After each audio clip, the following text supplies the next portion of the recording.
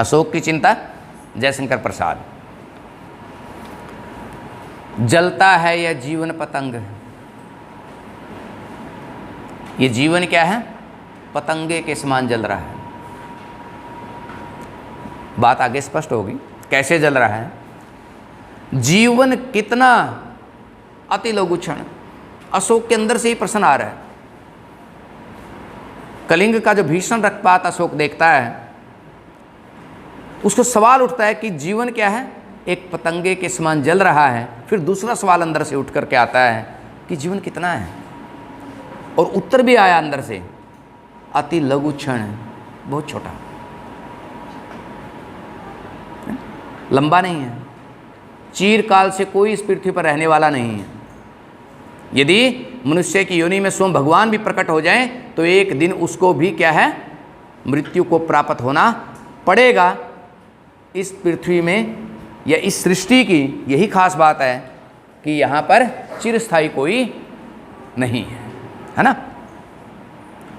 ये सुलभ पुंज से कण कण तृष्णा, वह अनल शिखा बन, दिखलाती रक्तिम यौवन, जलने की क्यों ना उठे उमंग, जलता है यह जीवन पतंग।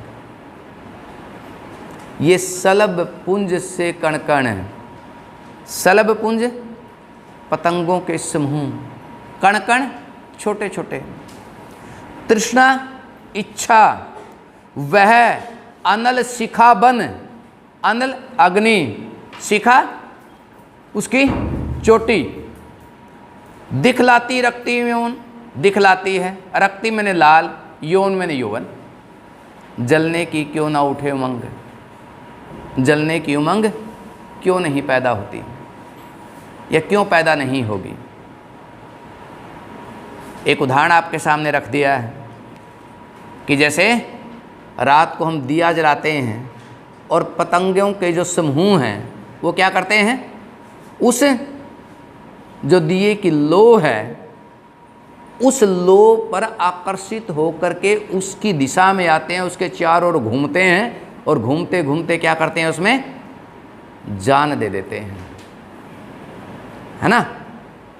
जलने की क्यों ना उठे उमंग।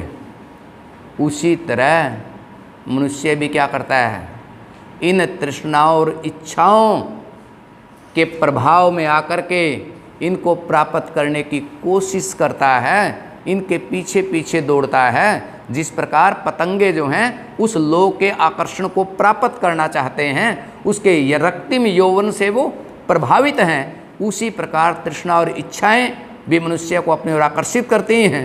मनुष्य उनके पीछे पीछे दौड़ता है और अंततः क्या हो जाता है, वो इच्छाएं पूरी नहीं होती, मनुष्य का जीवन क्या हो जाता है, पूरा हो जाता है। क्यों? जीवन कितना अति लघु क्षण, जलने की क्यों ना उठे उमंग, जलता है यह जीवन पतंग। ये जीवन क्या है, एक पतंगे के समान जल रहा है। तो अशोक जो है लगातार उसके अंदर क्या है, उस रक्तपात के बाद खूब सारे प्रश्न उसके दिमाग में उठते हैं, और वो प्रश्न क्या बता रहे हैं, जीवन की निरर्थकता, ठीक है ना। जीवन जो है क्या है, ये तो नष्ट होने वाला है, ये तो एक सीमा तक हमें मिला है। भी किसी को 50 साल का है, किसी को 70 का है, किसी को 80 का है, एक सीमा के बाद ये जीवन रहने वाला नहीं है। तो इसमें हम कितने मनुष्यता के रास्ते पर चलते हैं, जो मनुष्यता के रास्ते पर चलते हैं उनको आने वाली पीढ़ियाँ क्या करती हैं, याद करती हैं। इसलिए आज हम गौतम बुद्ध की चर्चा अपनी कक्षा में कर रहे हैं कि उनका क्या है, एक योगदान है इस संसार को खूबसूरत बनाने में, इस संसार को सुंदर बनाने में। और सुंदर खूबसूरती के पैमाने क्या हैं कि उन्होंने इस प्रकार के कार्य करने के संदेश दिए, जिन रास्तों पर चल करके मनुष्य क्या कर सकता है, करुणा और प्रेम के माध्यम से अपने जीवन को जी सकता है और दूसरे के जीवन में सुख की सृष्टि कर सकता है ऊंचा आज मगध सिर, पद तल में विजित पड़ा गिर, दूरा गत क्रंदन धवनी फिर, क्यों गूंज रही है अस्थिर, कर विजय का अभिमान भंग, कर विजय का अभिमान भंग, जलता है ये जीवन पतंग। है ऊंचा आज मगध सिर, मगध का सिर आज क्या हो गया है? ऊंचा हो गया है। क्यों ऊंचा हो गया है? देखिए, पद तल, पद मैंने पांव, तल मैंने नीचे, विजित जिसको जीता जा चुका है, कलिंग पड़ा गिर पड़ा है। कि मगध के पांव में आज कौन पड़ा है? कलिंग पड़ा है। दया की भीख मांग रहा है, उसको नस्तेनाबूद कर दिया है। दूरागत क्रंदन ध्वनि फिर, दूरागत दूर से आने वाली, क्रंदन करुणापूर्वक, ध्वनि आवाज, क्यों गूंज रही है अस्थिर, क्यों गूंज रही है अस्थिर, लगातार इधर उधर चारों ओर। स्थिर का मतलब रुकना और अस्थिर का मतलब चलना। कि लगातार क्या है? कलिंग की ओर से इस प्रकार से रोने धोने की आवाज़ें आ रही हैं। वो आवाज़ें क्या कर रही हैं? वो सुनने वाले के हृदय में क्या जगा रही हैं? अपराध बोध पैदा कर रही हैं, पश्चाताप पैदा कर रही हैं कि आज मगध जो है जीत गया है, और मगध जीत गया है, कलिंग उसके पांव में नीचे पड़ा है। कलिंग उसके पांव में क्या है? नीचे पड़ा है। और जब कलिंग उसके पांव में नीचे पड़ा है तो कलिंग का कोई अपराध थोड़े ही है। सिर्फ मगध ये दिखाना चाहता है कि मैं क्या हूँ? एक शक्तिशाली राज्य हूँ। कर विजयी का अभिमान भंग, और जो विजयी है अशोक, उसके अभिमान को क्या कर रही हैं? वो भंग कर रही हैं। उसके अभिमान पर वो चोट कर रही हैं। क्या चोट कर रही हैं? कि सिर्फ अपने आप को ये साबित करने के लिए कि तू सबसे ताकतवर सम्राट है, तूने निर्दोष लोगों को क्या कर दिया? मौत के घाट उतार दिया है। और आज वो ध्वनि किसकी आ रही हैं? उन मायों की आ रही हैं जिनके बेटे युद्ध भूमि में क्या ढेर हो गए। उन बहनों की आ रही हैं जिनके भाई जो है युद्ध भूमि से लौटे नहीं हैं। उन बच्चों की आ रही हैं जिनके पिता वादा करके गए थे कि शाम को घर लौट आएंगे, लेकिन वो उस रण क्षेत्र में ही क्या हो गए हैं? शहीद हो गए हैं। और इस कारण अशोक को क्या लगता है? उसको चोट लगती है कि जो कुछ तूने किया है वो क्या किया है? गलत किया है। आज वो गहरे अंतर्द्वंद में है। आज वो पश्चाताप कर रहा है। आज वो अंदर से क्या है? दुखी है, परेशान है कि जो कुछ मैंने किया है वो उचित नहीं है। इन प्यासी तलवारों से, इनकी पैनी धारों से, निर्दयता की मारों से, उन हिंसक हुंकारों से नतमस्तक आज हुआ कलिंग। और क्या? इन प्यासी तलवारों से, और मगध के सैनिकों ने क्या किया? अपनी तलवार की प्यास किससे बुझाई है? कलिंग के सैनिकों के रक्त से बुझाई है ना? इनकी पैनी धारों से, और तलवार की धार क्या थी? पैनी। निर्दयता की मारों से, और वार करते हुए किसी दया का परिचय नहीं दिया। उन हिंसक हुंकारों से, हिंसक हुंकार युद्ध भूमि में जो एक दूसरे के ऊपर आक्रमण करते हुए जो ध्वनि निकाली जाती है, नतमस्तक आज हुआ कलिंग। कलिंग का माथा क्या हो गया है? झुक गया है। कि मगध के सैनिकों ने जिस ढंग से कलिंग के सैनिकों को युद्ध भूमि में ढेर किया है, जिस तरह से उनके ऊपर आक्रमण किया है, और जितनी बर्बरता और क्रूरता का परिचय युद्ध भूमि में दिया है, आज कलिंग क्या हो गया है? नस्ते नाबूद हो गया है, बर्बाद हो गया है, नष्ट हो गया है। उसको मिट्टी में मिला दिया है। यह सुख कैसा शासन का। अब और सवाल आया एक और अंदर से, फिर उत्तर आया, शासन रे मानव मन का। सवाल क्या आया? यह सुख कैसा शासन का। अशोक अपने आप से सवाल पूछ रहा है कि इस शासन का सुख कैसा है। कौन सा शासन? जो लोगों के रक्त पर किया जाए, लोगों की जान पर किया जाए, जो लोगों को युद्ध भूमि में नष्ट कर दे, जो शक्ति के बल पर किया जाए, है ना। शासन रे मानव मन का। उत्तर आता है कि शासन तो क्या होता है? दिलों पे राज करना होता है, दिलों को जीतना होता है। शक्ति के माध्यम से जो शासन किया जाता है वो तो बहुत कम दिनों का है। सच्चा सुख तो क्या होता है? जब आप लोगों के दिलों को जीत लें, उनके राजा बन जाएं, वो शासन होता है। गिरी भार बना सा तिनका, या घटा टोप 2 दिन का, फिर रवि शशि किरणों का प्रसंग। और क्या कहने लगा? गिरी भार, गिरी पर्वत, भार वजन, बना सा तिनका, जो तिनका है वो क्या बन गया है? पर्वत के समान बोझिल बन गया है। क्यों? क्योंकि मैंने शासन किसके बल पे किया आज तक? शक्ति के बल पे किया।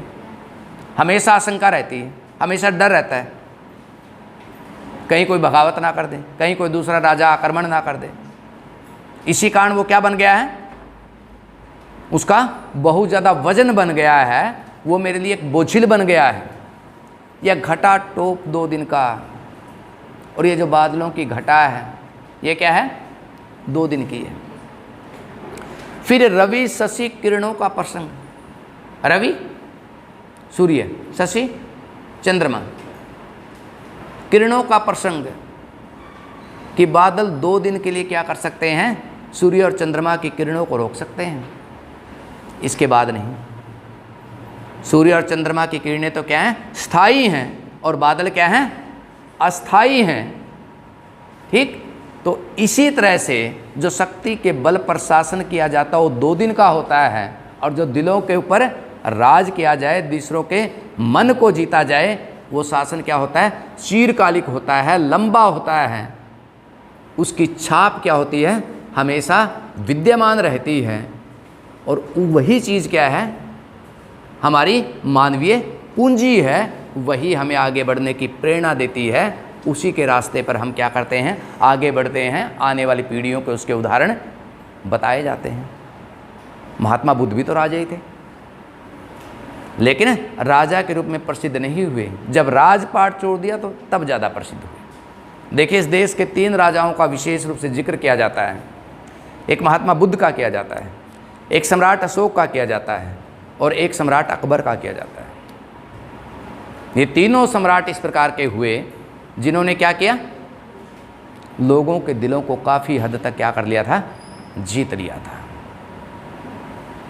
है ना। तो यही बात यहाँ पर अशोक सोच रहा है कि जब हम क्या करते हैं? प्रेम के माध्यम से, करुणा के माध्यम से, स्नेह के माध्यम से अपने शासन को करते हैं, तब उसके प्रभाव क्या होते हैं? ज़्यादा मानवीय होते हैं, ज़्यादा चिरस्थायी होते हैं। लेकिन जब हम शासन किसके माध्यम से करते हैं? शक्ति के माध्यम से करते हैं, तलवार के माध्यम से करते हैं, पब्लिक के ऊपर वर्चस्व स्थापित करने की कोशिश करते हैं, तब उसके प्रभाव क्या होते हैं? अस्थायी होते हैं, वो लंबे समय तक रहने वाले नहीं होते। यह महादंभ का दानव, पीकर अनंग का शव, कर चुका महाभीषण रव, सुख दे प्राणी को मानव, तज विजय पराजय का कुढंग।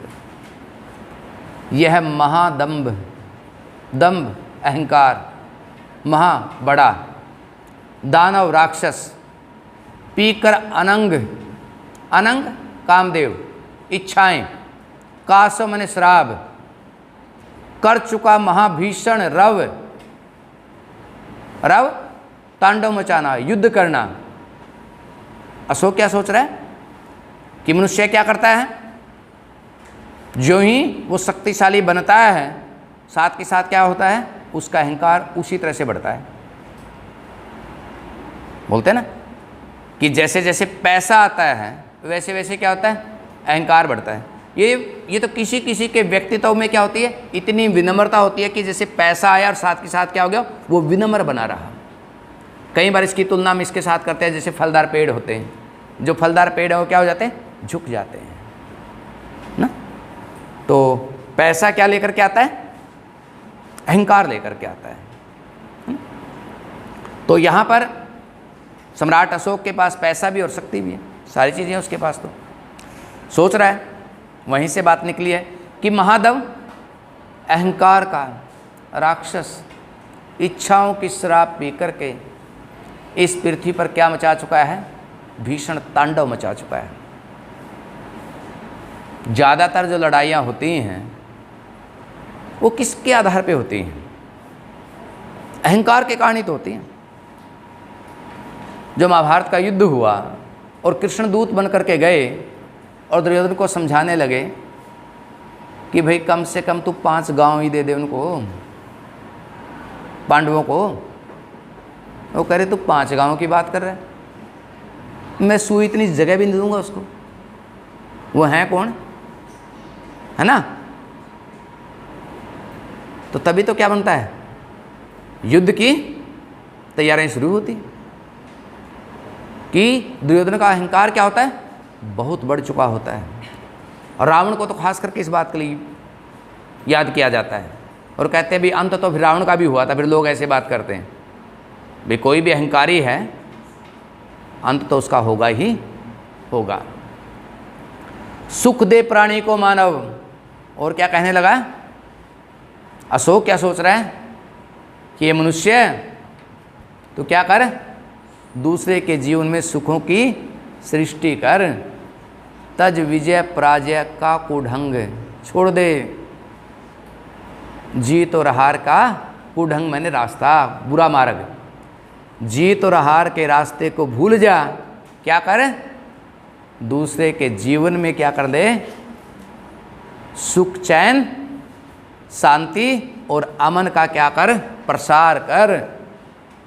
इन रास्तों पर चलना छोड़ दे, छोड़ दे हार और जीत की बातें, इनमें कुछ नहीं रखा है। आज तक क्या कर रहे हैं, मनुष्य का जो अहंकार है वो इच्छाओं की शराब पी कर के इस संसार में भीषण तांडव मचा चुका है। भीषण युद्ध हो चुके हैं और उन युद्धों से बचने का एकमात्र रास्ता यही है कि मनुष्य जीत और हार की बातें छोड़ करके शांति चैन और अमन के साथ क्या करे, जिंदगी को व्यतीत करे। यही संदेश वो क्या करे, दूसरों को दे। तभी इस प्रकार की मुसीबतों से वो बच सकता है। तभी वो क्या हो सकता है, उसे अपने जीवन का पश्चाताप नहीं होगा, दुख नहीं होगा, पीड़ा नहीं होगी। क्योंकि मगध ने आज क्या कर दिया है, कलिंग को पूरी तरह से बर्बाद कर दिया है, केवल ये दिखाने के लिए कि अशोक एक बड़ा सम्राट है ना, या मगध एक शक्तिशाली साम्राज्य है। केवल ये बात दिखाने के लिए, दर्शाने के लिए। इस नील विषाद गगन में, सुख चपला सा दुख घन में, चीर विरह नवीन मिलन में, इस मरु मिरीची का वन में उलझा है चंचल मन कुरंग। और क्या कहने लगा, इस नील विषाद गगन में, नीला विषाद दुख, गगन आसमान, सुख चपला सा, सुख चपला बिजली, दुख घन में, दुख घन बादल, बादल में जिस प्रकार बिजली कुछ देर के लिए चमकती है आकाश में, उसी तरह से जीवन के अंदर सुख के जो क्षण हैं वो बड़े कम हैं। जैसे बादलों के अंदर बिजली की जो उपस्थिति है या बिजली का जो चमकना है वो कुछ एक पल का है। उसी प्रकार जीवन के अंदर सुख की जो घड़ियां हैं वो बहुत कम है। चीर विरह नवीन मिलन में, चीर मैंने लंबा, विरह मैंने जुदाई, नवीन मैंने नया, मिलन मैंने मिलने में। और जीवन में मिलने के क्षण तो कम हैं और विरह के क्षण क्या हैं, बहुत ज़्यादा हैं, लंबे हैं। इस मरु मिरीचिका वन में उलझा है चंचल मन कुरंग, जलता है ये जीवन पतंग। इस मरु मैंने मरुस्थल, मिरीचिका, मिरीचिका क्या होती है कि जब सूर्य की किरणें रेगिस्तान पर पड़ती हैं, जब सूर्य की किरणें रेत पर पड़ती हैं तो दूर से हिरण को क्या लगता है कि वहाँ पे क्या है, पानी। और हिरण क्या करता है, उसको प्राप्त करने के लिए वहाँ जाता है, लेकिन वहाँ तो पानी नहीं है। फिर उसको क्या लगता है कि दूर वहाँ पे पानी है, फिर वहाँ जाता है, वहाँ भी नहीं है, फिर आगे जाता है, और ऐसे करते करते क्या हो जाता है, उसका दम निकल जाता है।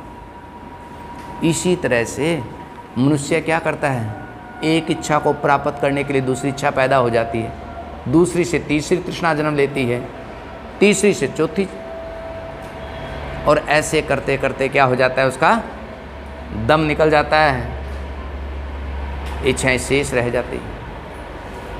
तो इस उदाहरण के माध्यम से कवि आपको ये बतला रहा है,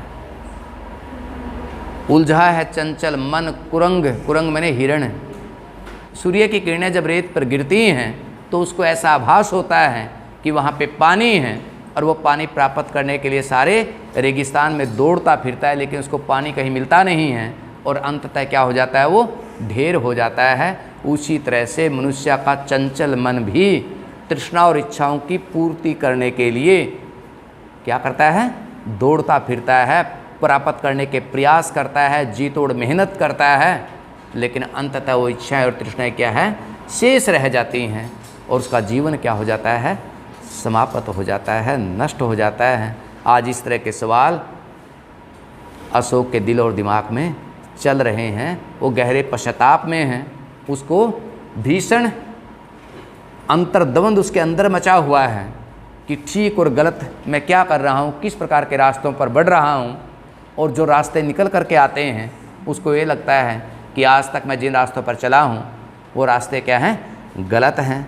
मैंने बहुत सारे लोगों को क्या किया है, मृत्यु के घाट उतार दिया है, बहुत सारे लोगों की मैंने जान ले ली है, बहुत सारे साम्राज्यों को मैंने नष्ट कर दिया है, केवल यह दिखाने के लिए कि अशोक की सृष्टि का बहुत बड़ा राजा है, बहुत बड़ा सम्राट है। लेकिन आज ये सारी की सारी जो विजय हैं, सारी की सारी जो युद्ध में प्राप्त करने वाली उसकी जीत हैं, वो सब क्या लगती हैं, उसको निरर्थक हैं, उनका कोई मतलब नहीं है। उन्होंने इस संसार में आकर के क्या किया है, केवल और केवल तबाही मचाई है। और आज उसको अंदर से इस प्रकार का ज्ञान प्राप्त हो रहा है कि यदि मैं करुणा और प्रेम के माध्यम से जीवन जीऊँगा, या इस प्रकार का जीवन यदि मैं जीता हूँ, तो जीवन क्या हो सकता है, ज़्यादा सफल हो सकता है, ज़्यादा अच्छा हो सकता है।